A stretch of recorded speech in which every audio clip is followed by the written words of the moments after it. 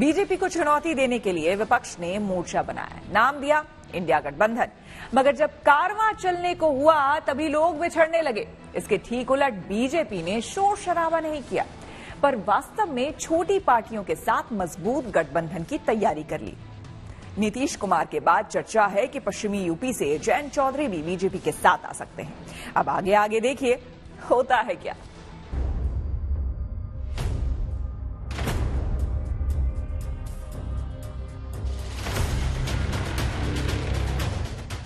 कुछ दिन पहले तक इस तस्वीर की कल्पना तक नहीं थी। नीतीश तो बीजेपी के खिलाफ विपक्ष का मोर्चा खड़ा करने में जुटे थे, लेकिन सियासत का खेल देखिए, प्रधानमंत्री और नीतीश कुमार का मेल देखिए।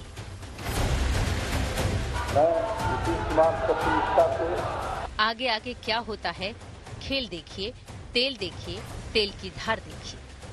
नीतीश आ गए, अब जयंत चौधरी का इंतजार है। खबर लगभग पक्की है कि आरएलडी का बीजेपी से गठबंधन हो चुका है। जल्दी ही सीट शेयरिंग पर मुहर लग जाएगी और ऐलान हो जाएगा, यानी इंडिया गठबंधन का बिखरा हुआ कुनबा कुछ और बिखरने वाला है। सवाल ये है कि कांग्रेस का साथ छोड़ने का ये सिलसिला कहां जाकर थमने वाला है। ठीक नहीं है। जयंत चौधरी ने अगर ये निर्णय लिया है, तो मुझे लगता है ये उनकी क्रेडिबिलिटी का भी सवाल है। बार बार इस प्रकार से पाला बदलने से ये नीतीश कुमार की क्रेडिबिलिटी खत्म हो गई। बड़े पलटूराम हो गए, छोटे पलटूराम हो गए। जयंत चौधरी का मन क्यों बदल गया, इसे बाद में समझेंगे। पहले ये जानिए कि एनडीए को लगातार मजबूत कर रही बीजेपी की रणनीति क्या है। प्रधानमंत्री ने आम चुनाव में 400 पार का टारगेट सेट कर दिया है। इसके लिए जरूरी है कि मजबूत इलाकों को सुरक्षित किया जाए।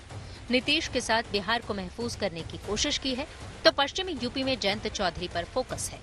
यूपी के जाट लैंड में आरएलडी की अच्छी पकड़ है, इसलिए जयंत चौधरी सभी के लिए अहम है। जयंत चौधरी जी बहुत सुलझे हुए इंसान हैं, बहुत पढ़े लिखे हैं, राजनीति को वो समझते हैं।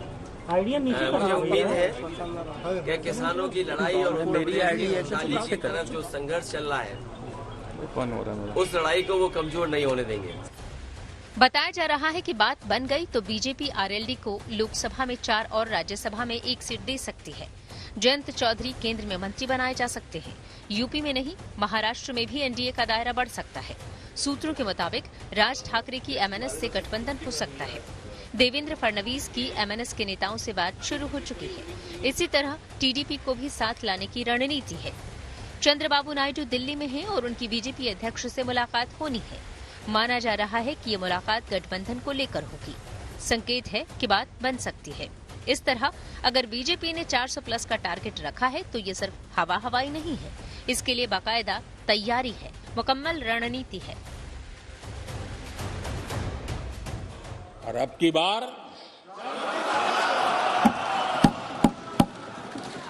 पूरा देश कह रहा है, अब की बार खड़गे जी भी कह रहे हैं। लेकिन अध्यक्ष जी,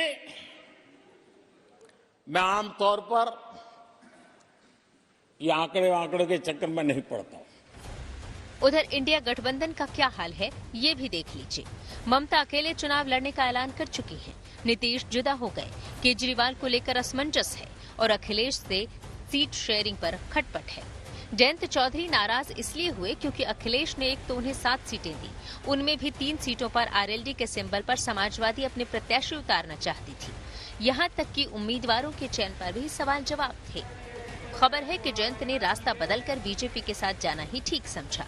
इत्तेफाक देखिए, राहुल यात्रा करते हुए जिन राज्यों में जा रहे हैं वहां विकेट गिर रहा है।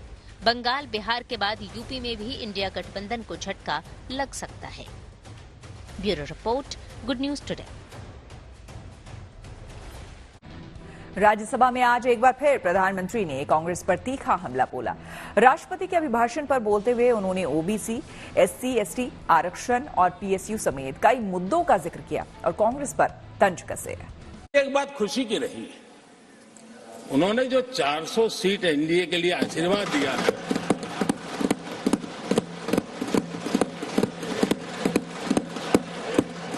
और मैं खड़गे जी के गुजरात को आपके आशीर्वाद मेरे सर आंखों पर। पश्चिम बंगाल से चैलेंज आई है कि कांग्रेस 440 पार नहीं कर पाएगी, 40 पार नहीं कर पाएगी। मैं प्रार्थना करता हूं कि आप 40 बचा पाए। युवराज को एक स्टार्टअप बना करके दिया है, अभी वो नॉन स्टार्टर है।